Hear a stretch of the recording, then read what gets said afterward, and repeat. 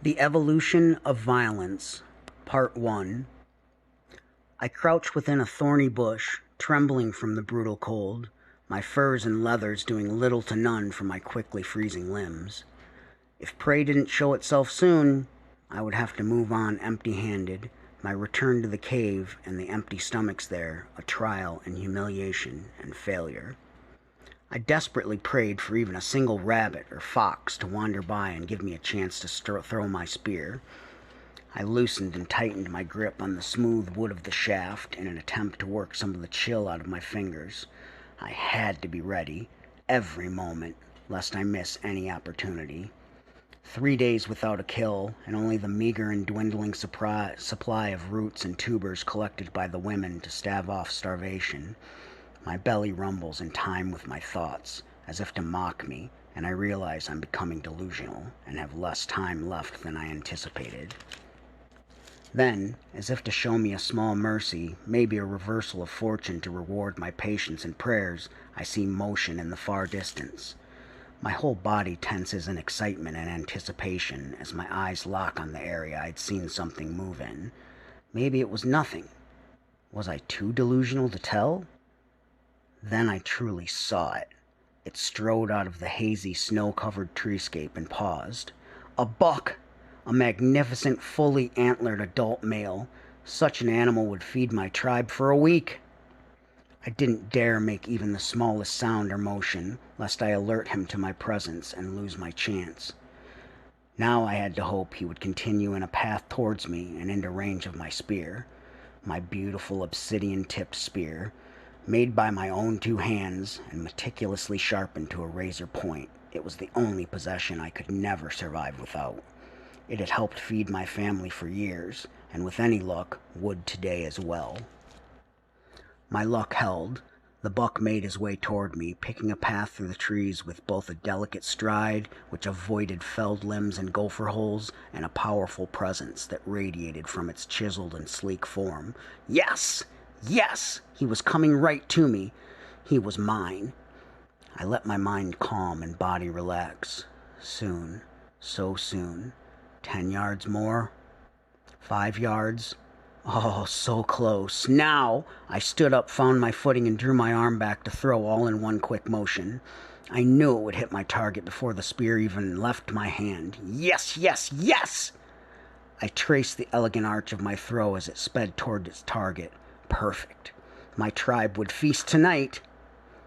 Then something flicked past my gaze and impacted the buck. The animal twitched and did a jumping motion before it collapsed to the ground, avoiding my spear as it shot way overhead. What? I had seen no spear fly by. What could it have been? I tried to make out what was sticking out of the buck's chest, but at this distance it just looked like a small stick.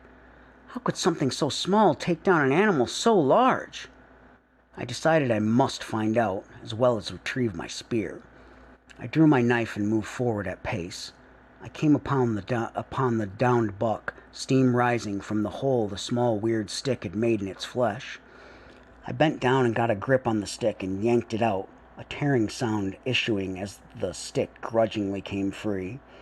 Blood spattered the pure white snow as a result, and I couldn't believe what I was looking at. It seemed to be some kind of mini spear, with feathers on one end and a sharpened tip on the other. How could someone throw such a thing and bring down an animal this size? Impossible. I scanned my surroundings and saw no sign of anyone else. Was this magic?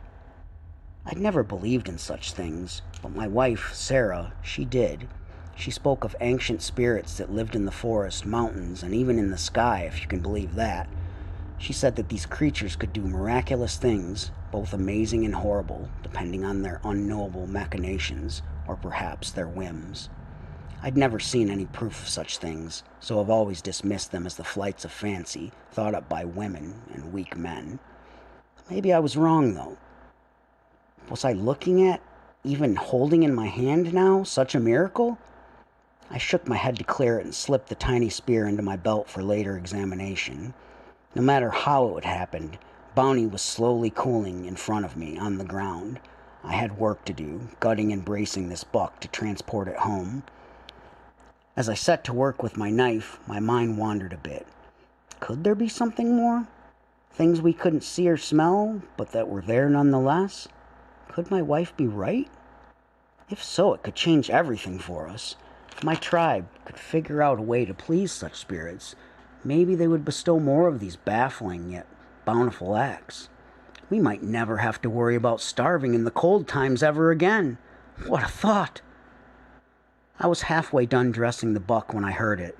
It was distant but clear, a branch snapping on the forest floor.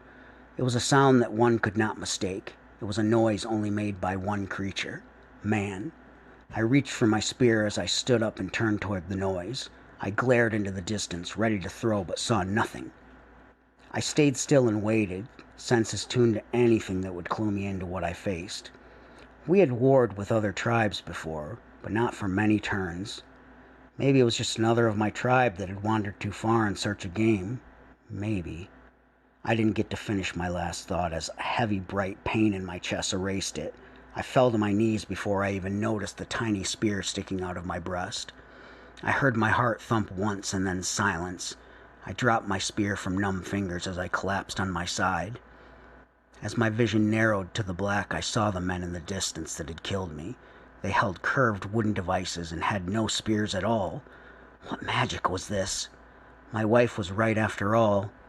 These men had figured out a way to please their spirits. My tribe would never know of it, though. Not from me, anyway.